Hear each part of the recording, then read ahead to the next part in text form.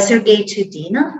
As I mentioned before, Sergey is speaking today. He will not be speaking at the conference, but he will be present at the conference in Cyprus, and you can meet him, Sergey, in person there. So Sergey is the founder of the Conglomerate group. Sergey is also a lawyer by education, like Marina and Varana, and he's also a philosophy doctor in economics. And he moved to Cyprus from Moscow in 2014 so that he could live and work in Europe. And with Sergey's wide experience in economics, cross-border trades, international supplies, investments in developing countries, Sergey and his team since 2020 have been serving clients as corporate advisors in the field of creating financial structures, arranging investments, and advising on taxation in Eastern Europe. So today, Sergey will be speaking on the role of corporate finance advisories in modern economics, in present economics. So Sergey, we pass the microphone to you, and we're looking forward to your presentation. Yes. Thank you, Alexandra. So now we'll open the presentation. Yep, and so first of all, I want to say the great thanks to the organizers of the event because I was planning to visit Moscow event and Kiev event, and I'm very happy that finally we managed to start. I mean, this event in Nicosia will be something great. Thank you, guys. Also, was nice to hear speakers from Malta. I've been there just a month ago, so a great place. Guys, I'm very happy to be here with you and to speak about these questions of corporate finance advisory. I will not introduce myself because I've been introduced by Alexandra. So the only thing that I want to say that I work personally with the usually like a corporate finance advisory personally with sometimes it's a family business, sometimes it's a personal business, sometimes it's big companies and just people asking for help to redesign their business schemes and to find more proper solutions. What I can say that why shall we talk about corporate finance advisories nowadays? It started a great turbulence in the markets. Of course, we have a lot of events that happened. But first of all, pandemic 2 years, and many businesses suffered. And I can say that it started the transfer of capitals in some countries where people first time decided to retire and to give their money to their children, and many people they stopped doing their business, and it of course it already influenced the economics. And what happened this year, war, sanctions, different contra sanctions, all the fears that banks now have, and negative expectations that they have. And I don't speak only about Eastern Europe. All countries are somehow involved in this because it is impossible in the modern world to separate a part of the world. I mean, 3, 4, 5 countries, and to say that they don't influence their business. No, they do influence. So we have nowadays the turbulence in all spheres of business. We have problems with the cross-border money transferring. I mean that we have problem with Russian money, of course, with the money in the gas sector, and it doesn't matter which country they're from. I mean, the banks will pay extreme attention, and I know, okay, what I'm telling you, it's not official bank position, but many clients, my clients, they suffer from this. Any gas equipment, any stuff that can be, for example, transferred between Amman, Sudan, Qatar, Dubai will also get much more attention from the bank authorities, and that's a problem. That's a big issue for many people. And the other thing that we shall keep in mind that. Because the economics change and we have now new jurisdictions and things that many of us who are involved in this industry, we didn't expect to happen. Like nowadays, we have in more and more companies been structured in Serbia, for example. That's no way to be something that we used to do even a year ago. Serbia. So it's something that would have sounded odd just a year ago. Now it's a reality. So I can say that people who are here right now and people who will participate in Nicosia, of course, you are in the first lines, and you understand that things are changing and you are already searching for solutions. But many of clients are just now realizing that everything is changing. I mean, we will have a lot of questions, most probably starting this autumn, when most people will realize that they simply cannot continue doing their business as they used to do. So why in this situation we need a corporate finance advisor? What can be the help of corporate finance advisor? Of course, each of you in your business can hire finance director and ask him to design your business schemes, design your money movements, and etc. But this will continue to be in corporate bubble. Your finance director will know your business, will know the solutions that most probably are in your society, in your sphere. And corporate finance advisory as a not person in your structure can be extremely useful, because usually we have clients not in one country, we usually have clients in different countries, and the things that for you seems to be something new, they surely have been solved by some people somewhere in the world, maybe much more cheaper and much more effective. So this is first of all that's the first point. Of course, if we want to involve some new country, some new jurisdiction, some new legal system in business, we shall go there and we shall find the lawyers and accountants there. And of course, this is the thing that corporate finance advisory do.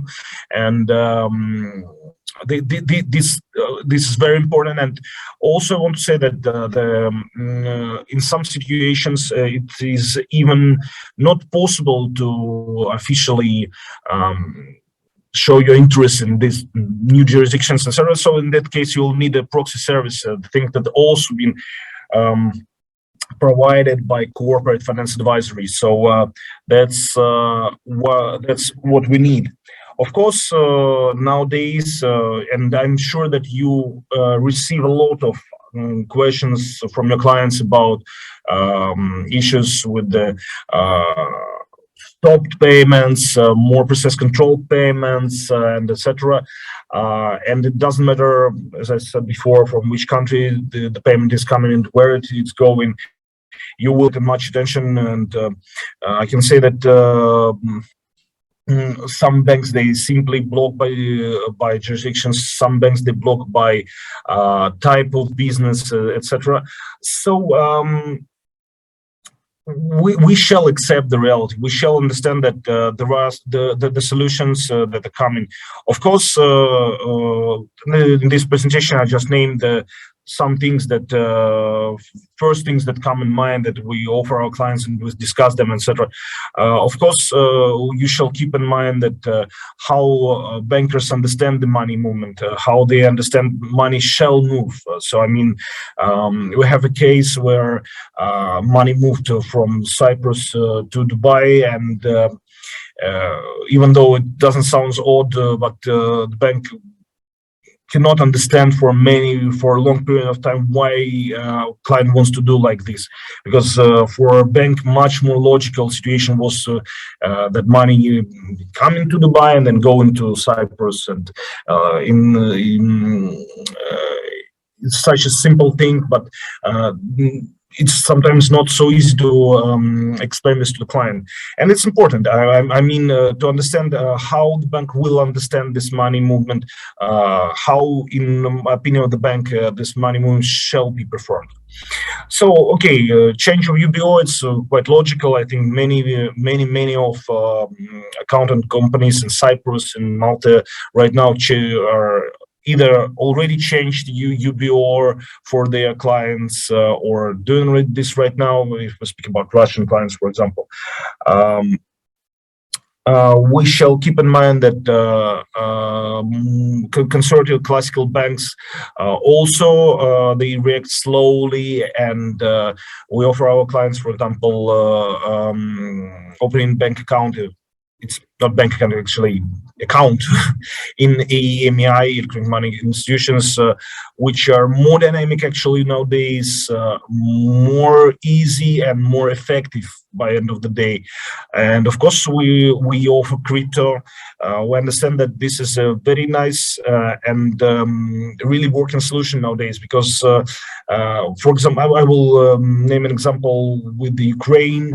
We have clients that they need money in Europe to pay it for the different variety of goods, normal goods, nothing, it's not sanctions, but many companies, they simply don't want to work with the Ukrainian money, and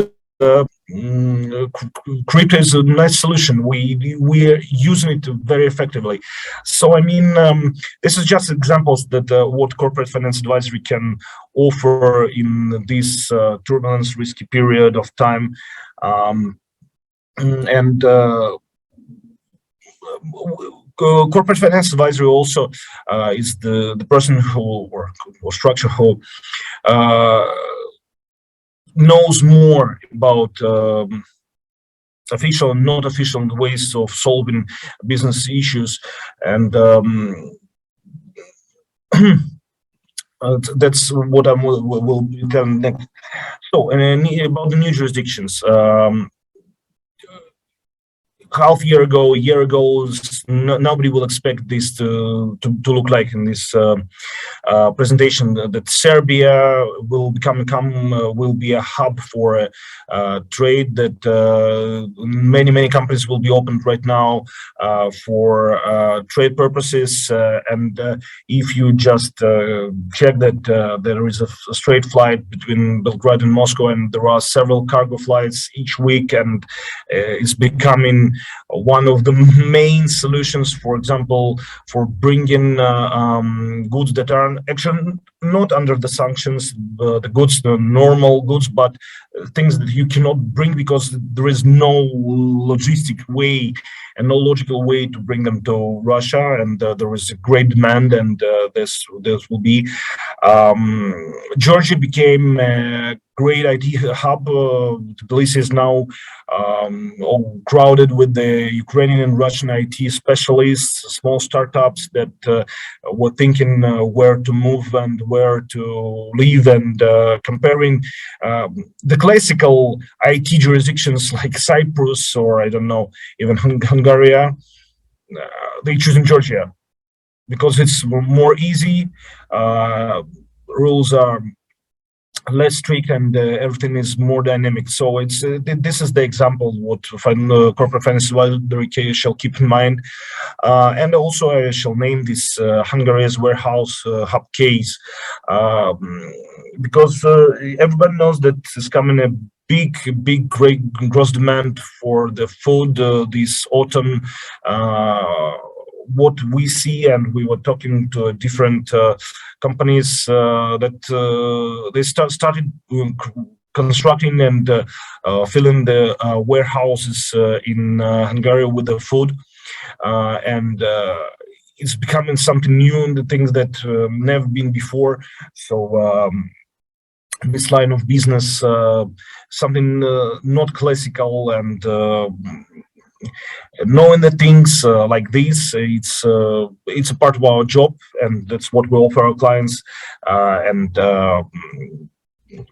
so about proxy service, and as I told you, so sometimes the client doesn't want to show his interest in investing in somewhere, or sometimes doesn't want to be involved in the straight communication. So this is the situation for where the corporate finance advisory is a good solution.